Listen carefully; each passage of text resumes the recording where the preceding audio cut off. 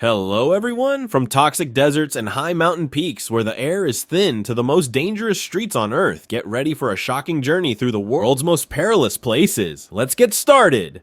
A journey along the Amazon River can be quite an adventurous and risky experience. This mighty river flows into the Atlantic Ocean, forming one of the largest deltas in the world, covering over 100,000 square kilometers.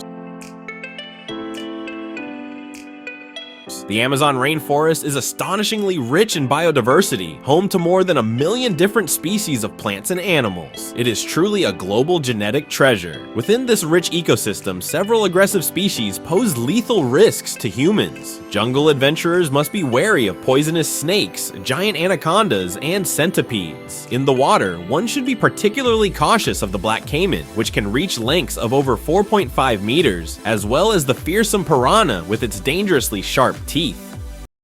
It's hard to believe that in the 21st century there are still tribes living in complete isolation from civilization. One such tribe is the Sentinelese, known for their fierce nature. They inhabit North Sentinel Island, a small island in the Bay of Bengal that is part of the Andaman archipelago. The island is entirely covered in dense tropical forest and is surrounded by a protective coral reef which suffered significant damage from a powerful tsunami in December 2004. Our knowledge of the island and its inhabitants is extremely limited, as the Sentinelese do not allow anyone to approach their shores. They immediately attack boats and helicopters with bows and arrows and show no interest in making contact. Anthropologists believe this tribe has lived in isolation for around 30,000 years, maintaining a lifestyle similar to that of Stone Age hunter-gatherers. The exact number of Sentinelese remains unknown, as the dense jungle shields them from aerial observation. Positioned between South America and Antarctica, the Drake Passage is where the Atlantic and Pacific Oceans converge. It stands out as both the widest at 820 kilometers across its narrowest point, and the deepest, with depths surpassing 5,000 meters. This passage has been a perilous route for sailors for centuries, infamous for its fierce currents and relentless storms, some of the most intense on the planet. Strong westerly winds, reaching up to 35 meters per second, merge with westward currents to create towering waves over 15 meters high. Known as a graveyard for countless ships, especially those attempting to sail against these brutal conditions, the Drake Passage holds constant water temperatures around 5 degrees Celsius year-round, with icebergs and floes drifting down from Antarctica. In the event of a capsize, survival in these unforgiving waters is exceedingly rare.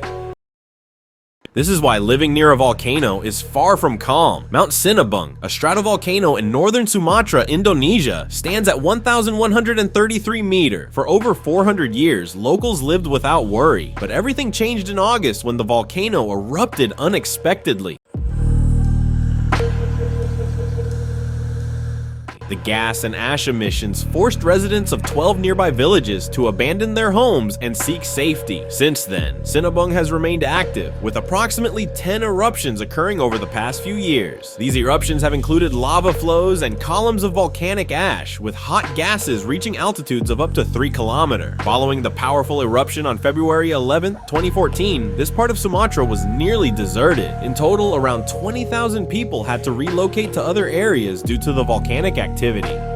Haiti consistently ranks near the bottom in quality of life assessments, being one of the world's most impoverished and unstable nations. It faces persistent challenges, including hunger, natural disasters, and political instability. In the capital, Port-au-Prince, with over 2 million residents when counting the suburbs, the cityscape is dominated by low-rise, slum-like structures. Streets are crowded with trash, makeshift buildings, and informal markets. Poor living conditions have fueled a rise in crime, and organized criminal groups have grown so powerful that gangs now control entire areas and influence political affairs. International reports document thousands of serious crimes each year, with nearly the entire population living under the oppression of gangs, turning an already difficult existence into a nightmare. Lahore, the capital of Punjab province and Pakistan's second largest city, has a metropolitan population of about 10 million. Recently, it has been facing severe air pollution, leading to an increase in respiratory illnesses among residents. The thick smog, clearly visible, is caused by emissions from factories, the burning of farm waste, and exhaust from diesel vehicles. During calm weather, breathing becomes especially challenging, and few households can afford air purifiers. Environmental experts estimate the air quality index at 348, well above the hazardous threshold of 300. Pripyat, an abandoned city in Ukraine, has become iconic for fans of post-apocalyptic theme.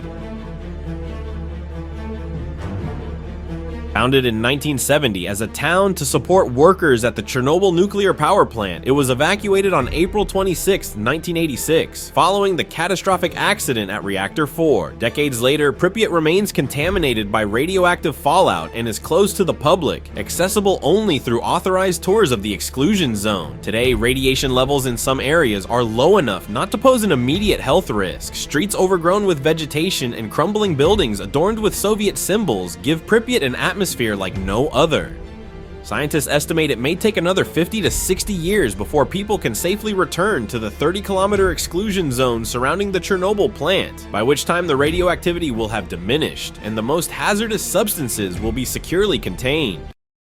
The air and ground are gripped by intense cold, with temperatures dropping below minus 50 degrees Celsius. This extreme weather is typical of the remote region of Yakutia, also known as the Republic of Sakha, located in the heart of Russian Siberia. This vast northern territory spans over 3 million square kilometers, making it 4.5 times larger than Texas. The sharply continental climate is characterized by short summers and long winters that last from October through April.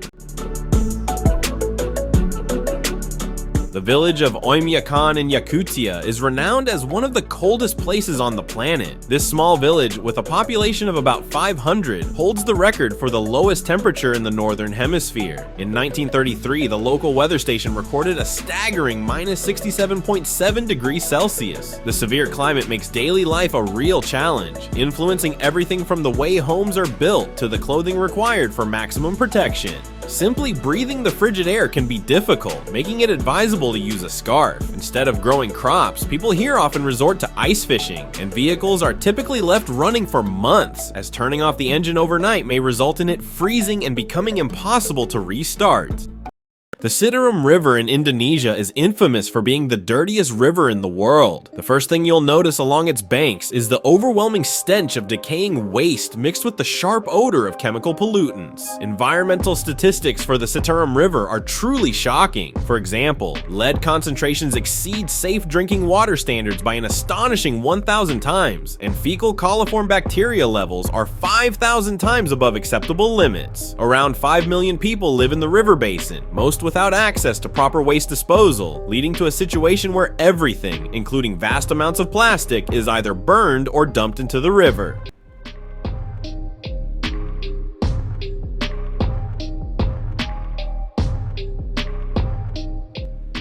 Industry is another major contributor to the pollution. The region houses over 2,000 factories, primarily textile mills that discharge chemical waste directly into the river. According to environmentalists, 60% of the fish population in the Citarum River has died due to pollution. Furthermore, people forced to use this water for daily needs and cooking suffer from a wide range of health issues, including dermatitis, chronic bronchitis, cancer, and developmental delays in children. In 2009, the Asian Development Bank allocated $500 million for a river cleanup project, yet the situation remains critical. Activists claim that many factories continue to pollute the river through hidden pipes.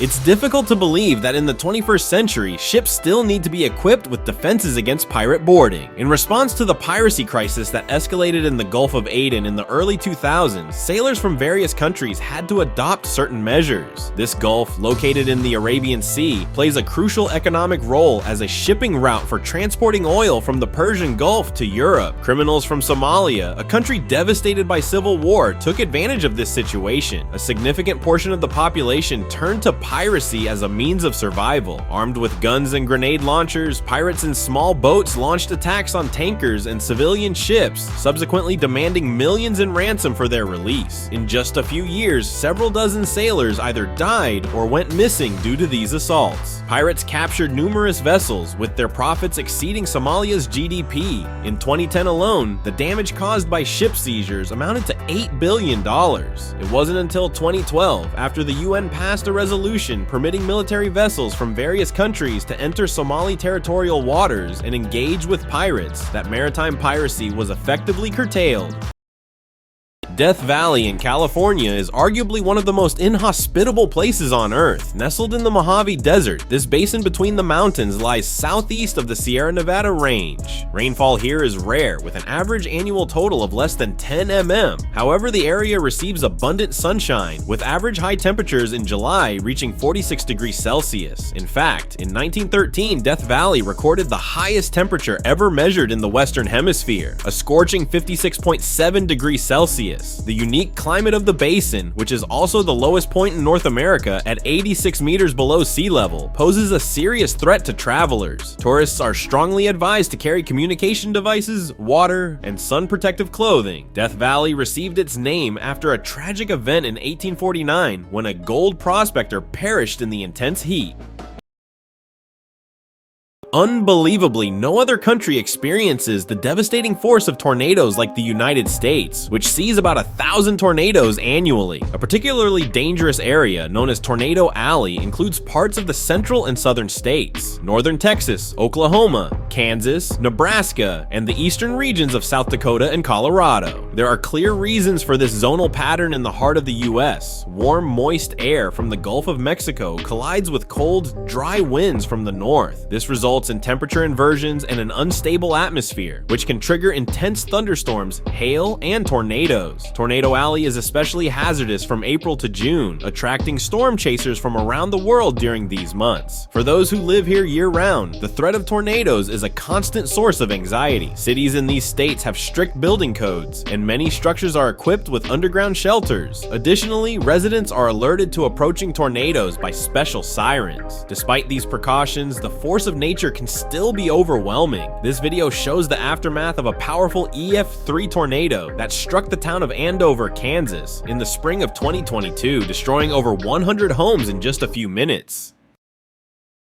In recent years, Fukushima has become a powerful symbol of the serious risks associated with nuclear energy. On March 11, 2011, Japan was struck by its most powerful earthquake on record, registering a magnitude of 9 on the Richter scale. This event led to the catastrophic radiation disaster at the Fukushima Daiichi nuclear power plant, rated a maximum level 7 on the International Nuclear Event Scale. The tsunami that followed immediately disabled the power plants, cutting off emergency cooling systems and causing the reactors to overheat. Between March 12th and 15, this resulted in a meltdown of nuclear fuel and explosions in 3 reactor blocks. A large amount of volatile radioactive material was released into the environment, with iodine and cesium, known for their health risks, constituting around 20% of the emissions from the Chernobyl disaster. Cesium in particular is a long-term concern due to its half-life of 30 years, resulting in prolonged contamination. Due to this danger, the government evacuated approximately 164,000 residents from Fukushima Prefecture and set up a 20-kilometer exclusion zone around the nuclear plant. Although cleanup operations began immediately and some areas are now officially considered safe for resettlement, many remain hesitant to return. For instance, in one of the reconstruction and revival zones, spanning 28 square kilometers and once home to 8,000 residents, only 160 have returned despite years of decontamination efforts. In the absence of people, once thriving areas have transformed into haunting post-apocalyptic landscapes. Mount Everest, also known as Sagarmatha in Nepal and Chomolungma in Tibet, is the tallest peak in the world, reaching an impressive height of 8,848 meters. Sherpas in eastern Nepal refer to it as the mountain above which birds cannot fly. Situated in the Himalayas within the Mahalangur Himal range, Everest marks the boundary between Nepal and Tibet. Its summit is shaped like a 3-sided pyramid with a steep southern slope that holds little snow or ice. As the world's highest mountain, mountain, Everest has drawn climbers for decades. The first successful ascent was completed in 1953 by Sherpa Tenzing Norgay and New Zealander Edmund Hillary. By 1983, only 8 climbers had reached the summit, a testament to the mountain's treacherous terrain and the severe challenges it presents. Climbers must account for the extreme weather on each potential route to the top. In July, the summit's average daily temperature is around minus 19 degrees Celsius, dropping to minus 36 degrees Celsius in winter, with extreme lows nearing minus 60 degrees Celsius. The peak is also positioned near a high-altitude jet stream, exposing it to fierce storms with winds up to 160 km per hour. Summer monsoons bring additional challenges with heavy snowfall. At an elevation of 7,925 meters, climbers enter the death zone, where the oxygen level is only a third of what it is at sea level, leading most climbers to rely on supplemental oxygen. The death zone's harsh environment has claimed many lives, with fatalities resulting from both direct effects such as oxygen deprivation and low pressure, and indirect effects like fatigue and stress, which can lead to fatal mistakes. Over the past century of Everest expeditions, more than 300 climbers have lost their lives due to severe health conditions, avalanches, and falls. Seen from above, the 43-hectare Ilha Grande, or Snake Island, appears beautiful and inviting. However, that charm quickly fades once you learn its dark secret. In fact, it is illegal to approach this island off the coast of Sao Paulo, Brazil. It is considered one of the most dangerous places in the world, home to approximately 4,000 snakes. This natural serpentarium formed around 11,000 years ago when rising sea levels isolated the island from the mainland, leading to a large endemic population of golden lancehead vipers. With an astonishing density of 1 to 5 snakes per square meter, it becomes nearly impossible for a person to walk without stepping on one. Hundreds of golden lanceheads can be found on the beach, while in the trees and bushes they twist together in massive coils. These snakes can grow up to a meter in length, featuring thick heads and a golden hue adorned with dark spots. The intense competition for food has resulted in them becoming highly venomous. A mouse bitten by one can die within 2 seconds, and their venom is also lethal to humans, causing a range of horrific consequences, including kidney failure, internal bleeding, and tissue necrosis.